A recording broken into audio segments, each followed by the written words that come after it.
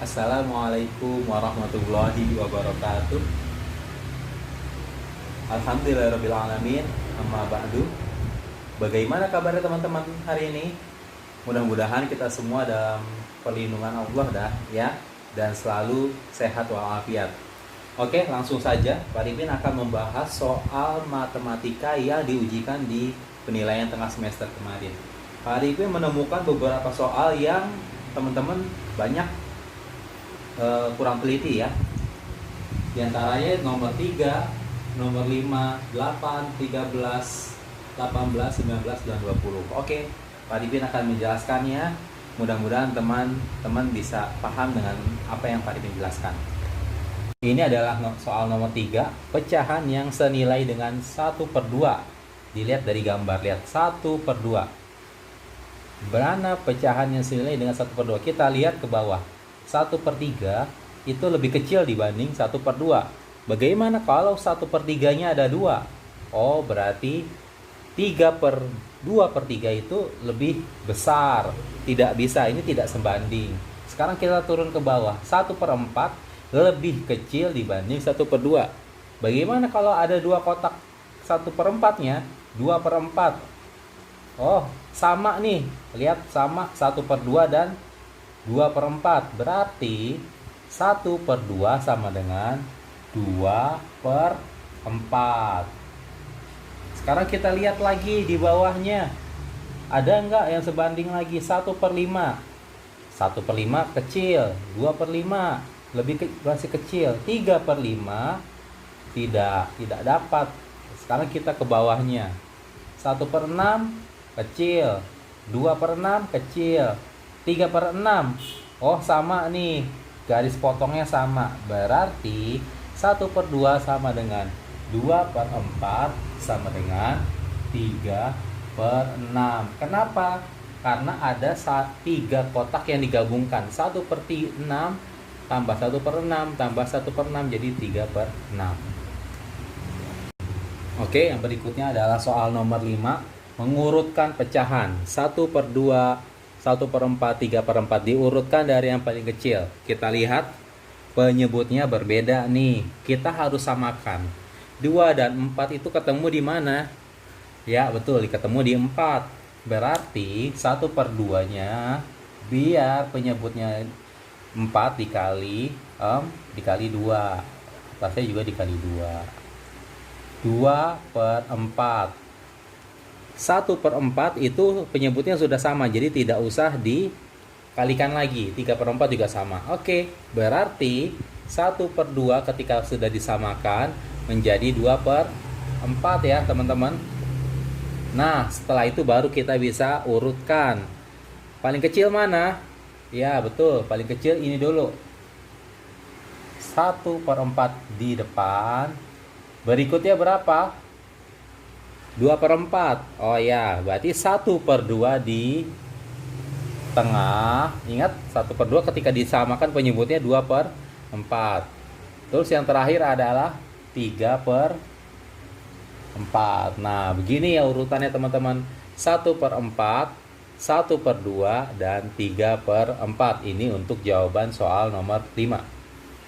Oke, selanjutnya adalah soal nomor 8. Bentuk campuran dari 7/4 adalah, nah, bagaimana cara untuk mencari bentuk campuran? Yaitu dengan cara pembilang dibagi penyebut.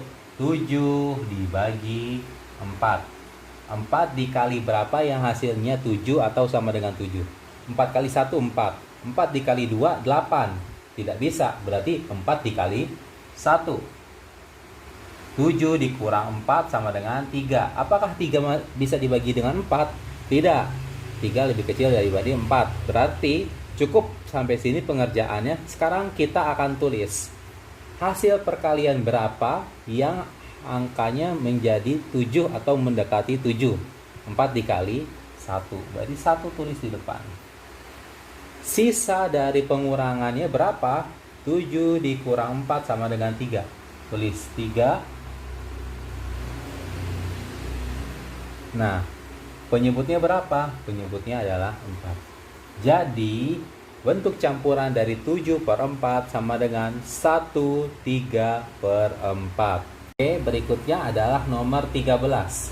Soalnya adalah 3,83 jika dibulatkan ke satuan terdekat, hasilnya adalah sama dengan berapa? Ingat, 3,83. Mana yang satuan? Ini adalah satuan. Jadi jika dibulatkan menjadi satuan terdekat, lihat setelah koma berapa? 83. 83 itu lebih mendekati ke 100. Berarti bisa dibulatkan ke 1 ya. Jadi 3,83 sama dengan 3 ditambah 1 sama dengan 4. Oke, berikutnya adalah nomor 18. Pak Arifin bacakan soalnya. Ayah membeli 3 buah semangka dengan berat masing-masing 3,7, 2,8, dan 4,2 kg. Perintah yang pertama, jumlahkanlah berat ketiga semangka tersebut, dijumlahkan ini, lalu dibulatkan ke satuan terdekat. Oke, kita akan menjumlahkan semangkanya dulu ya. Kita akan susun ya. 3,7 ditambah 2,8 ditambah 4,2. 7 ditambah 8, 15. 15 ditambah 2, 17. Tulis 7-nya saja, 1 pindah ke sini. 1 ditambah 3, 4. 4 ditambah 2, 6. 6 ditambah 4, 10. Berarti hasilnya 10,7. 10,7 itu belum selesai ya. Dibulatkan ke satuan terdekat. 10,7. Mana yang satuan? Nah, ini adalah satuan. Ini adalah puluhan. Satuan terdekat berarti 10,7. Berarti ini harus dihilangkan, dilebur ke sini, digabungkan ke sini. 0 sampai 5 itu dibulatkan ke 0, 5 sampai 10 sampai 9 dibulatkan ke 10. Jadi 7-nya akan dibulatkan ke 10 menjadi 1. Berarti 10 ditambah 1 sama dengan 11. 3,7 ditambah 2,8 ditambah 4,2 sama dengan 10,7 dibulatkan menjadi 11. Oke, yang berikutnya adalah nomor 19. Seorang pedagang buah mempunyai 1 karung apel seberat 19 kilo, 1 karung pepaya seberat 17 kilo, dan 1 karung jeruk seberat 15 kilo. Yang ditanyakan adalah berapa selisih berat 1 karung apel dan dengan 1 karung pepaya. Nah, berarti kita harus mencari selisih. Perbedaannya berapa sih? Apel itu 19, pepaya itu 17. Dikurangin. 19 dikurangi 17 sama dengan 2. Berarti selisih antara apel dan pepaya adalah 2 kg. Apel lebih berat 2 kg daripada karung yang berisikan pepaya. Yang B, berapa kira-kira berat ketiga buah karung tersebut dalam puluhan terdekat? Berarti kita harus menjumlahkan dulu. 19 ditambah 17 ditambah 15. 9 tambah 7 berapa?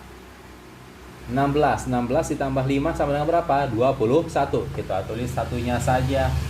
2-nya pindah ke atas. 2 ditambah 1, 3. Ditambah 1, 4. Ditambah 1, 5. Oke, berarti beratnya 51 kilo. Kira-kira, berarti kalau kita perkirakan 51 itu dekat kemana? Dekat ke 50. Berarti kira-kira berat ketiga buah tersebut adalah 50 kg. Nah, dan ini adalah yang terakhir. Soalnya adalah Bayu, Edo, dan Rudi masing-masing memiliki kartu pecahan. Kartu pecahan mereka berturut-turut adalah 1,2, 1/2, 1/5, 1/10. Urutkan nama anak yang memiliki kartu pecahan paling besar. Nah, 1/2 itu punyanya si Bayu.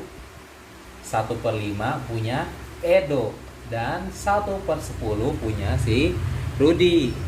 Penyebutnya beda-beda semua ya. Kita akan mencari penyebutnya 2, 5, dan 10 ketemu di berapa yang sama. Berapa teman-teman? Oh iya betul, 10. Benar-benar 1/2 dikali berapa? 2 biar dapat 10 dikali 5. Berarti atasnya dikali 5 sama dengan 5/10. Ini untuk yang 1/2. Lanjut, 1/5 dikali berapa? Ya betul, dikali 2. 1/5 dikali 2 sama dengan 2/10. Dan yang terakhir 1/10, karena penyebutnya sudah sama, jadi tidak usah dikalikan lagi. Perintahnya adalah diurutkan dari yang paling terbesar. Berarti yang paling besar adalah 1/2.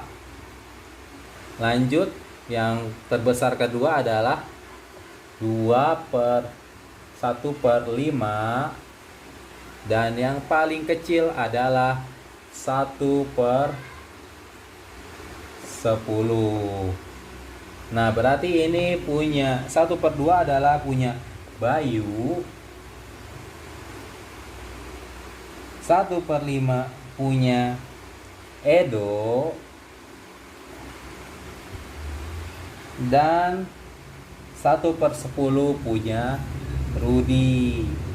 Oke, jadi urutannya adalah Bayu, Edo, dan Rudi.